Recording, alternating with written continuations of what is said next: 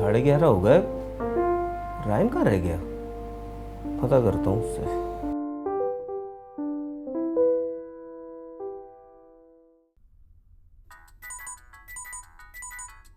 अब किसका फोन आ गया? अब्बा का। हेलो हेलो रायम बेटा, कहाँ रह गए? 11:30 हो गए, अब तक तुम नहीं आए। बस अब्बा आ रहा हूँ, दोस्त के पास रुक गया था। अरे भाई जल्दी आ जाओ, फिर इकट्ठे खाना खाएंगे। बस आया अब्बा। बस जल्दी आ जाओ, ठीक है?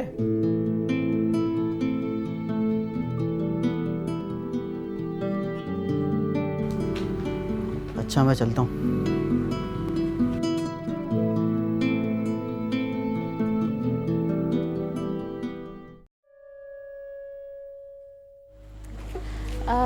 अब कब आएंगे? जिंदगी रही तो आऊँगा। राहिम, ये आप कैसी बातें कर रहे हैं? अच्छा अब मैं जा रहा हूँ। अच्छा ख्याल से जाइएगा। अल्लाह हाफिज़।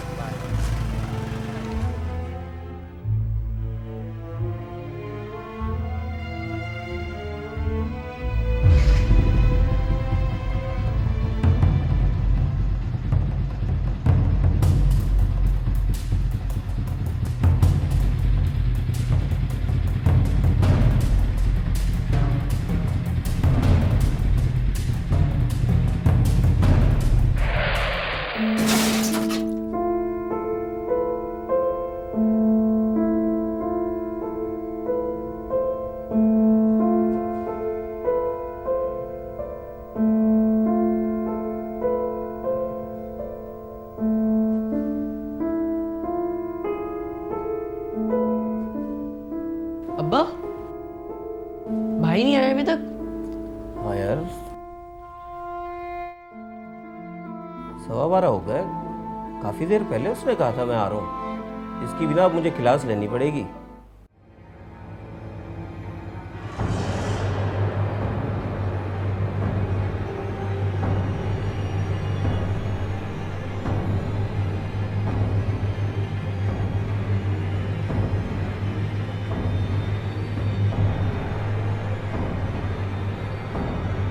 रायम कहाँ रह गया बेटा? अभी तक आए क्यों नहीं? हेलो, मेरी बात सुने। मैं ये यहाँ से गुजर रहा था, जिनका ये फ़ोन है वो रोड पे पड़े हैं, उनका एक्सीडेंट हो गया है। क्या? जख्मी हालत में लड़का? कौन? किस जगह? लड़का कहाँ पर है? आप कौन हैं? मैं जेल रोड के इलाके में खड़ा हूँ। मैंने इसे इस हालत में देखा तो मैं रुक गया। आप जल्दी आ जाएं। हाँ मैं आ रहा हूँ। देखें, लेकिन सिर्फ आपसे एक रिक्वेस्ट है, प्लीज़ उसे किसी भी करीबी हॉस्पिटल में ले जाए ताकि उसे फर्स्ट एड मिल सके। मैं अभी आ रहा हूँ, अभी आ रहा हूँ मैं।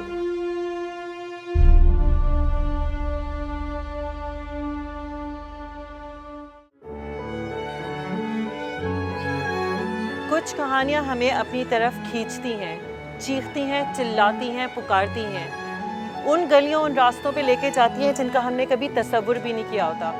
शायद वो किसी के दिल की आह होती है, या शायद राहिम के वालिद के वो आंसू थे जो हम तक पहुंच गए। राहिम के घर जाके हमें पता चला कि उसने 20 साल अपनी ज़िंदगी के बड़ी खूबसूरती से गुजारे और फिर अचानक वो अपने खालिक हकीकी से जा मिला। राहिम के साथ ऐसा क्या हुआ? वो कौन सा हादसा था जिसे उसने अपनों से जुदा कर दिया? आइए मालूम करते हैं। काशिफ साहब, सबसे पहले तो बहुत बहुत मुझे अफसोस हुआ आपके बेटे के बारे में सुनकर। तो हमारी और हमारी टीम की तरफ से बहुत सारी दुआएं आपके लिए कि अल्लाह आपको सब्र की तौफीक अता फरमाए। तो राहीम के सिलसिले में हम इस वक्त आपसे बातचीत कर रहे हैं। क्या हुआ था? समझेंगे, वो मेरा इतना लविंग बच्चा था। सिर्फ मेरे 2 बेटे हैं। वो मेरे एक एक चीज़ का ख्याल करता था और मैं उसकी, इसलिए कि 7 साल पहले मेरी जो उनकी वालदा थी वो हमें छोड़ गई। तो मैंने बाप की हैसियत से, माँ की हैसियत से और दोस्त की हैसियत से उनको पाला।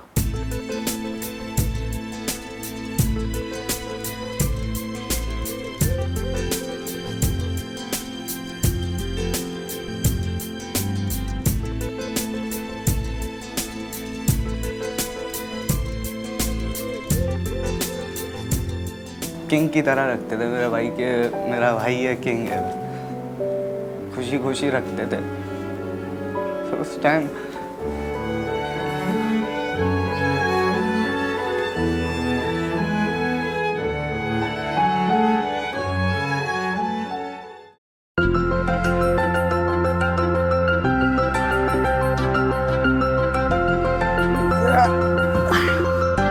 अरे अरे क्या हो रहा है ये है? मुकाबला हो रहा है हमारा। अरे शर्म करो शर्म, बच्चे से लड़ रहे हो। अरे अपने बराबर वाले से लड़ो ना, फिर पता चले तुम्हें। हैं आप लड़ेंगे? हाँ क्यों नहीं लड़ेंगे। देखिए अब्बा, हार जाएंगे आप। अब रहने दो, हार जाएंगे। बच्चा समझा हुआ है क्या मुझे? ऐसे ही नहीं हार जाएंगे हम। ठीक है मंजूर है, आ जाओ आ जाओ, तुम लोगों को आज देख लूंगा मैं।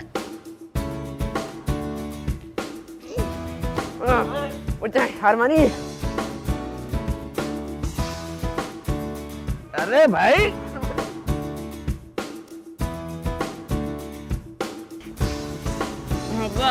हारमानी, अरे हारमानी। हाँ हाँ हारमानी भाई, ऊपर से तो उतर जा यार, छोड़ दे।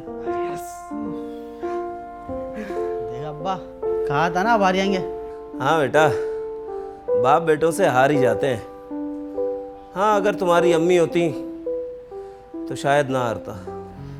क्या अब्बा, आप भी बार बार अम्मी को याद करते रहते हैं। हम ऐसे ही ठीक हैं, क्यों आरिश? अरे ठीक है बाबा, अब नहीं याद करूंगा, प्रॉमिस। जब अम्मी हमारा ख्याल नहीं रखती तो हम अम्मी का क्यों ख्याल रखें? अरे ठीक है बाबा, सॉरी, माफ कर दे, आइंदा नहीं होगा यार। ओके आ जा।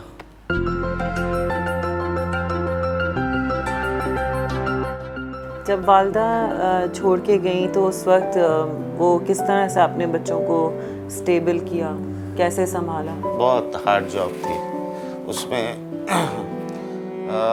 थोड़ा बहुत मेरे सिस्टर का ऑपरेशन था, बेचारी बहुत करती थी, बच्चों को बहुत संभाला उन्होंने, लेकिन वो अपने घर की और वो बीमार भी हैं। मैं नहीं चाहता कि वो कुछ ज़्यादा करें हमारे लिए, तो फिर भी मैंने काम भी किया और बच्चों को ममता भी दी और बाप की तरह भी ट्रीट किया, दोस्त भी बनाया। तो बहुत ही अटैचमेंट थी उससे। तो बड़ा बेटा था मेरा, बहुत एनर्जेटिक बच्चा था। एजुकेशन भी उसकी इंटर थी, अभी ग्रेजुएशन में उसका एडमिशन कराया था, 2-3 क्लासेस ही ली थी उसने। लेकिन बहुत प्यारा डायरेक्टर था। उसके 3 ड्रामे ऑन ईयर हुए, 125 ड्रामे, यानी कि इस उम्र में ऑन ईयर होना कोई मजाक नहीं है। राहीम मेरे भाई का बेटा और मेरा राइट हैंड था। बहुत प्यारा बच्चा था, बहुत एनर्जेटिक और बहुत मेहनती था, और मेरे सारे काम उसने बहुत जल्दी अपने हाथों में ले लिए थे। उसकी तेज़ रफ्तारी शायद उसको हमसे जुदा कर गई। जब भी मैं उसे शूट के लिए बताता था तो वो चाहे रात के 2 बज रहे हो, 4 बज जाए, सोता ना भी हो तो सुबह 5-6 बजे उठ जाया करता था और मुझे सब सारी चीज़ें तैयार करके फिर लाइन अप करके हर चीज़ मुझे बता देता था फ़ोन करके कि आप सेट पे आ जाएं। और मैं बहुत हैरान होता था कि बग़ैर सोए और ये सारी चीज़ें उसने इतनी जल्दी सीख ली थी, और उसके अंदर बहुत बहुत एनर्जी थी, और वो पत्नी क्या करना चाहता था, बहुत जल्दी जल्दी सब कुछ किया उसने।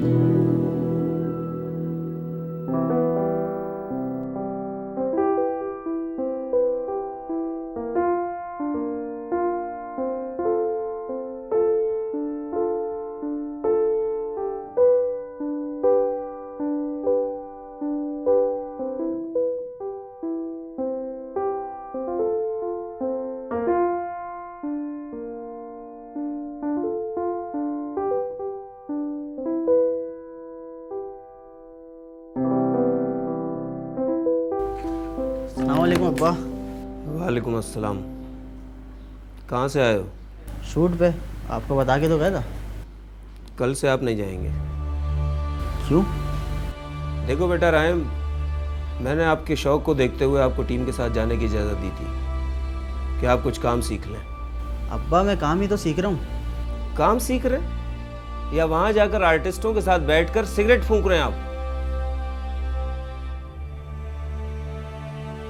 सिगरेट वो अब्बा। झूठ मत बोलना रायम, वरना ये जुर्म से बड़ा जुर्म हो जाएगा। आई एम सॉरी अब्बा, लेकिन आपको किसने बताया? देखो बेटा, बाप हूँ तुम्हारा, तुमसे गाफिल नहीं रह सकता मैं। माफ़ कर दें अब्बा, आइंदा नहीं पीऊँगा। प्रॉमिस? प्रॉमिस अब्बा, लेकिन मुझे जाने से ना रोकें। मैं पढ़ूंगा भी और काम भी सीखूंगा और सिगरेट भी नहीं पीऊँगा। प्लीज़ अब्बा, मेरे प्यारे अब्बा। ठीक है बेटा, आइंदा मुझे शिकायत का कोई भी मौका ना मिले। ओके पापा। गुड।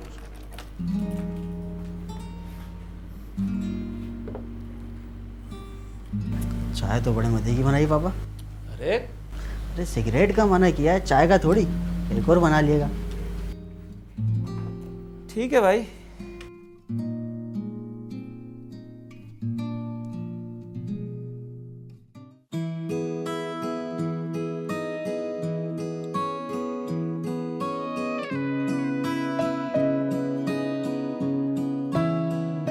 अच्छा हुआ राइम बेटा तुम आ गए।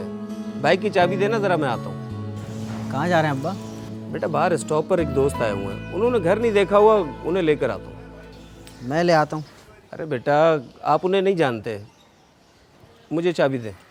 ये लो।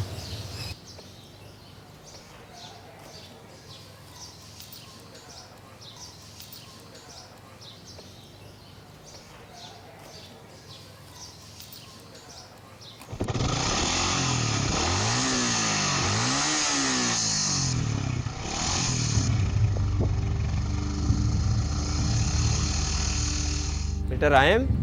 जी अब्बा। बेटा ये क्या है? क्या हुआ अब्बा? ये आवाज़ क्या कह रही है? बाइक में ऑल्ट्रेशन कराई है क्या आपने? जी अब्बा, भागती नहीं थी, पिकअप ही नहीं था। अब देखें कैसी लश भागती है, आपको ही मज़ा आ जाएगा। बेटा शहर का ट्रैफिक देखा है आपने? अरे अब्बा, आप तो खामा खा डरते हैं। बेटा डरता नहीं, लेकिन एहतियात बहुत ज़रूरी है। ठीक है अब्बा, आप जाएं, आपका दोस्त इंतज़ार कर रहा होगा।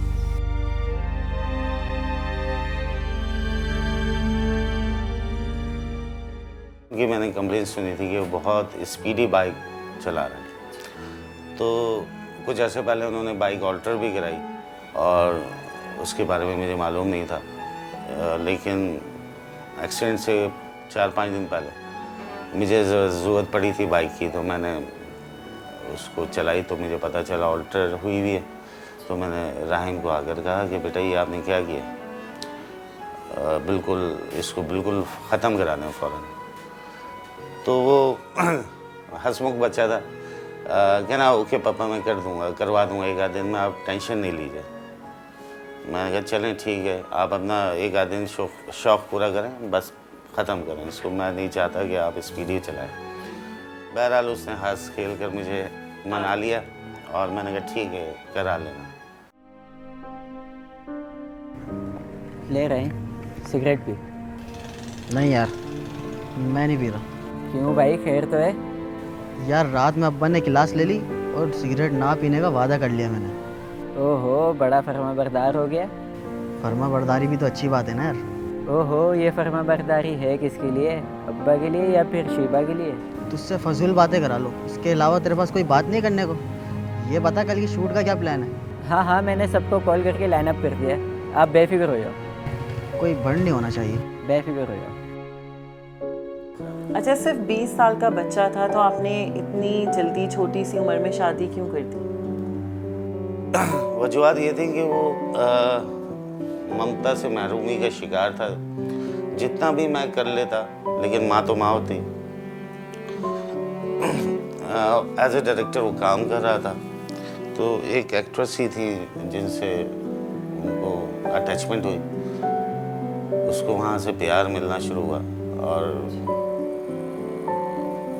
उसकी यानी कि उनकी वालदा जो उसकी बेगम है, उन्होंने भी बड़ा प्यार दिया। तो वो बिल्कुल इन्वॉल्व हो गया था। कैसी हो? टाइम मिल गया हाल पूछने का। क्या करूं? तुम्हें देखूं या काम को देखूं? एक वक्त में तो एक ही काम कर सकता हूं ना, वरना अब्बू को तो तुम जानती हो। ठीक है, आप अपने काम को देख लें, जब टाइम मिलेगा तब मुझे देख लिया करना। नाराज़ हो गई? हम कौन होते हैं नाराज़ होने वाले? चलो फिर शूट ख़त्म होने के बाद साथ में डिनर करते हैं। कहाँ? जो तुम्हारी फेवरेट जगह हो। सच में? डन। चलो फिर डन। अच्छा वैसे क्या खिला रहे हो आज मुझे? अरे अभी तो बहुत टाइम है, इस बारे में बाद में सोचेंगे। हेलो, मेरे घर वाले मेरी शादी की कहानी कर रहे हैं। तो तुमने मेरा बताया नहीं क्या? बताया था, उन्हें कोई एतराज़ भी नहीं है, लेकिन आप अपने अब्बा से बात करें तब ना। इतनी जल्दी भी क्या है, अभी हमारी उम्र ही क्या है। लेकिन कोई बात तो बड़ों के दरमियान होनी चाहिए ना। वैसे तो बड़े दावे करते हो, मेरे अब्बा बड़े फ्रेंडली है, मेरे अब्बा बड़े लवली है, ये है वो है। तो इसमें शक क्या है? ठीक है, तो अब बात कर लेना, लेकिन अब जब दोबारा मिलो तो उनसे बात करके मिलो, ठीक है? चलो फिर डन है, आज अब्बा से दो हाथ हो ही जाए।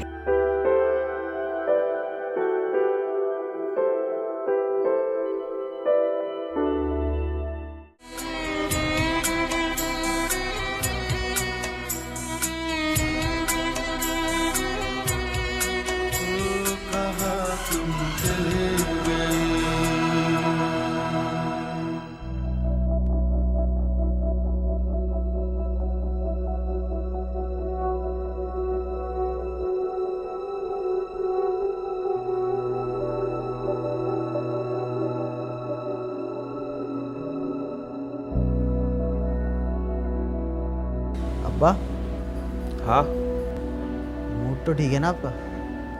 अरे हाँ भाई, क्या हुआ मेरे मूड को? नहीं, वो चुप चुप बैठे थे, मैंने इसलिए। अरे यार तुम्हें पता है, एक दिन का काम अभी ख़त्म नहीं होता और दूसरे दिन की मसरूफियत शुरू हो जाती है। अच्छा अब्बा, वो शीबा है ना, अदाकारा? हाँ हाँ, क्या हुआ, कोई मसला तो नहीं कर दिया उसने? अरे नहीं अब्बा, मसला नहीं करती, अच्छी लड़की है। अब तो कोई बंड कर दिया?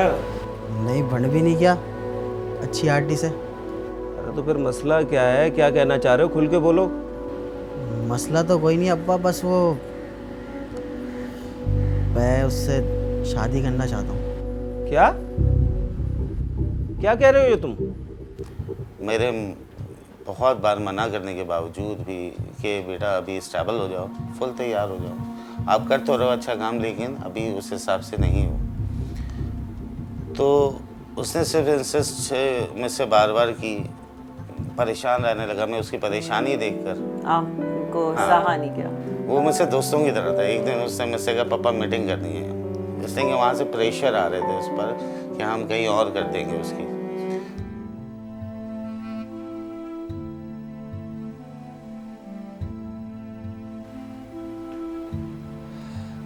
हाँ भाई राहिम,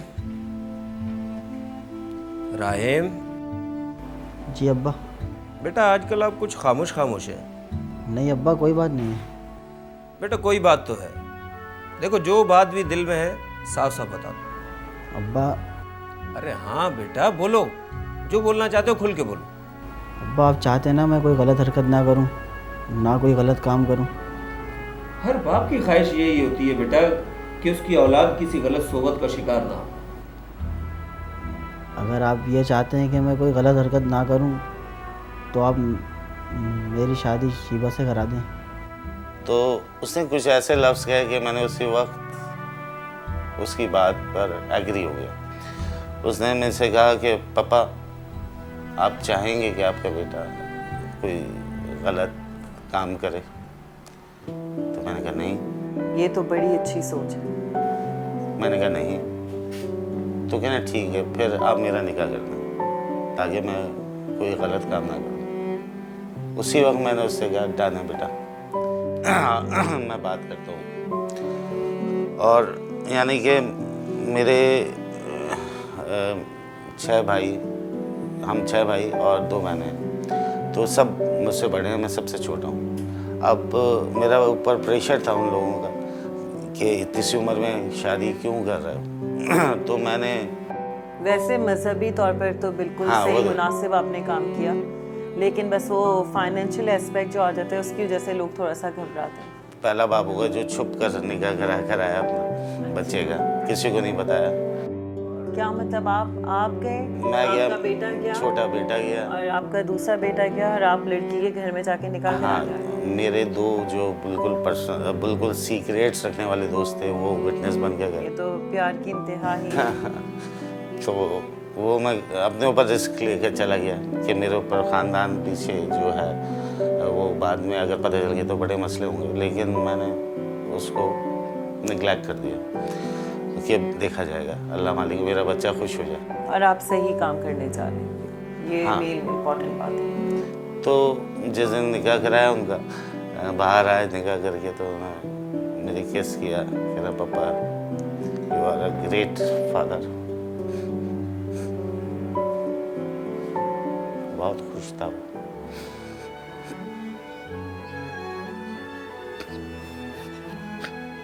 बहुत तकलीफ़ होती है जब किसी से उसकी औलाद के बारे में बात की जाए, और आपको भी बहुत तकलीफ़ हो रही होगी, लेकिन मैं आपकी हिम्मत को सलाम करती हूँ कि आप दूसरे बच्चों को बचाने की खातिर ये शो कर रहे हैं और एक छोटा सा मैसेज देना चाह रहे हैं। बिल्कुल, मैं नहीं चाहूँगा कि मेरा जैसा कोई बाप, बदकिस्मत बाप हो जिसकी औलाद, जवान औलाद उसके सामने चली जाए। अल्लाह ना करे। इसलिए मैं ये प्रोग्राम कर रहा हूँ कि अल्लाह ताला सब बच्चों को महफूज रखे। आमीन। काशिफ भाई, क्या हुआ था एग्जैक्टली किस तरह से एक्सीडेंट हुआ था? आपने कहा एक तो वो ओवर स्पीडिंग कर रहा था और कुछ उस दिन परेशान भी था। उस दिन दोपहर का वक्त था, जी मैं भी शूट्स पर जाता हूँ, जी। तो मुझे शूट पर जाना था, तो ये घर में ही थे, इनका दूसरे दिन शूट थी, तो उसकी तैयारी कर रहे थे, लेकिन बड़े अपसेट से थे। आहा, मेरा शहजादा सुबह सुबह खैरियत है? कुछ डिस्टर्ब नजर आ रहा? नहीं अब्बा, ऐसी कोई बात नहीं। फिर सुबह सुबह कैसे जाग गए? कमर्शियल की शूट है कल, तो आज प्रॉप जमा कर रहा था, उसके बाद प्रोग्राम की शूट पर चले आऊँगा अपनी। तो शूट पर कब जाओगे फिर? 2-2:30 बजे तक चले आऊँगा। आप कहाँ जा रहे हैं? एक पार्टी के साथ मीटिंग है, शाम तक वापसी हो ही जाएगी। तुम वापस कब तक आओगे वैसे? 10-11 बजे तक काम खत्म हो जाएगा। चलो ठीक है, ओके।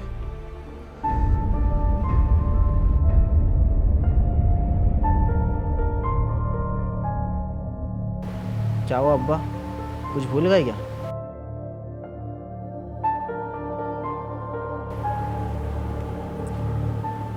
ये भूल गया। अब्बा आप बिना बस अब्बा ही हैं।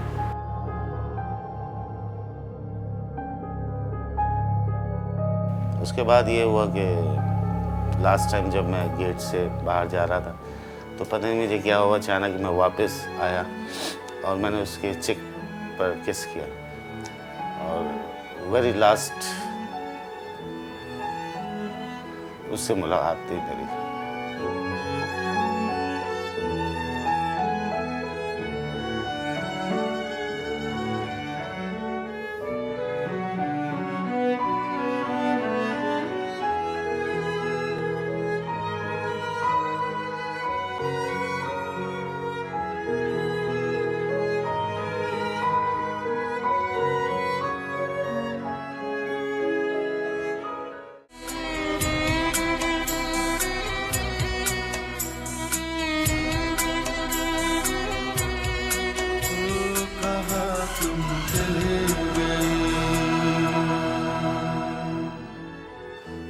हाँ, उस दिन परेशान था, मुझे बाद में मालूम हुआ कि जो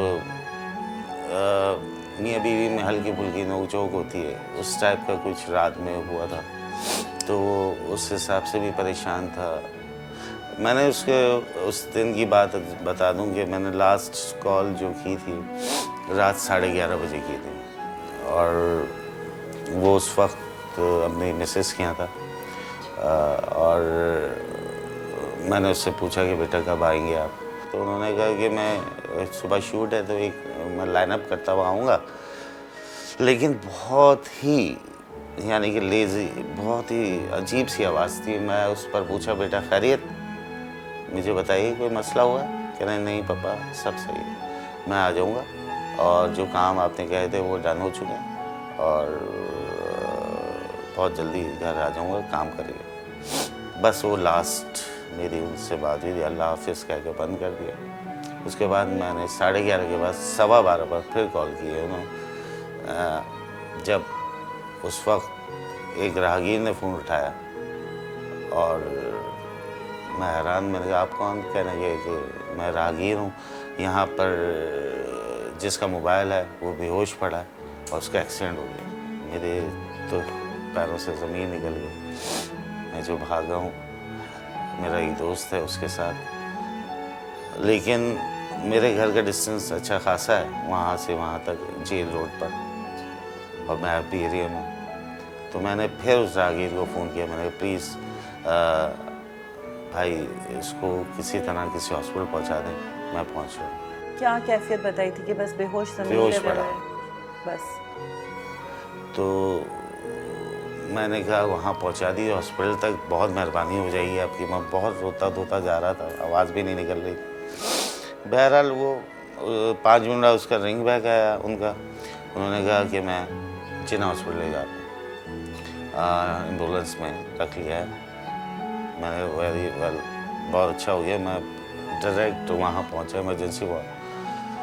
वहाँ बेहोश पड़ा था, फिट्स मार रहा था। मुझसे तो नहीं देखा गया। बहरहाल मेरे दोस्त ने बड़ी हेल्प की मेरी, और वो उसी ने सब कुछ डील किया। जो लेकर आए थे लड़के, अल्लाह उनको ज़िंदगी दे, वो भी साथ साथ दौड़ भाग रहे थे। सिटी स्कैन हुआ, न्यूरोलॉजी वार्ड में ले जाया गया। उस वक्त ब्रेथ आ रही थी, उसकी सांसें सही थी। उसके बाद हल्की होने लगी सांसें। आधे घंटे बाद डॉक्टर ने बुलाया, कहा कि इनको वेंटिलेटर पर करना पड़ेगा, आप साइन करें।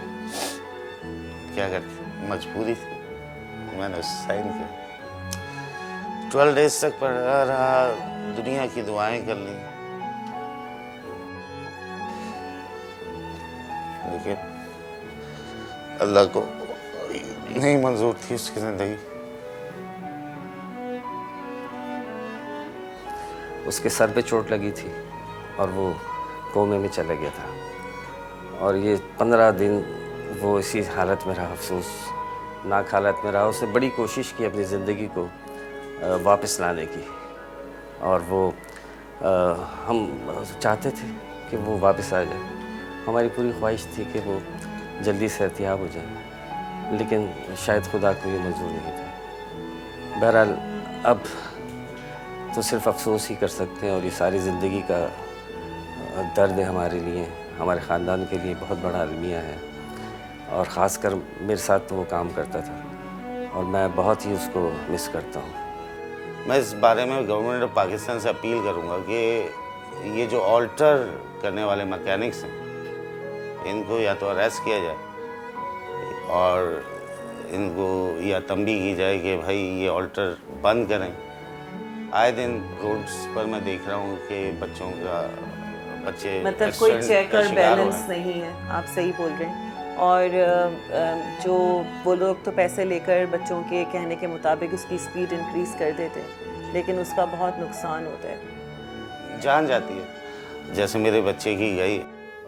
बेशक मौत बरहक है और हर किसी को उसका मज़ा चखना है, लेकिन राहीम की मौत किसी गहरे सानी से कम नहीं। मेडिकल रिपोर्ट के मुताबिक राहीम की मौत सर पे गहरी चोट की वजह से वाक़ई हुई। राहीम खुद तो इस दुनिया से रुखसत हो गया, लेकिन जाते जाते नौजवानों को एक पैगाम दे गया कि तेज़ रफ्तारी, लापरवाही और हेलमेट का इस्तेमाल ना करना किसी भी हादसे को जन्म दे सकता है। इसकी कुछ जिम्मेदारी कानूनदानों पे भी आती है, जो कानून तो बना देते हैं लेकिन ना खुद उस पर अमल करते हैं, ना लोगों को उस पर अमल करने देते हैं। इसके अलावा मेरे ख़्याल में वो मैकेनिक भी ज़िम्मेदार हैं जो बाइक्स में ऑल्टरेशन करके बच्चों को, नौजवानों को तेज़ रफ्तारी करने में मजबूर कर देते हैं या किसी तरह से सपोर्ट करते हैं। राहीम की फैमिली के साथ साथ हमें सबसे ज़्यादा अफसोस शीबा पे भी है, जो इस कम उम्री में बेवा हो गई। उसका ज़िम्मेदार कौन है?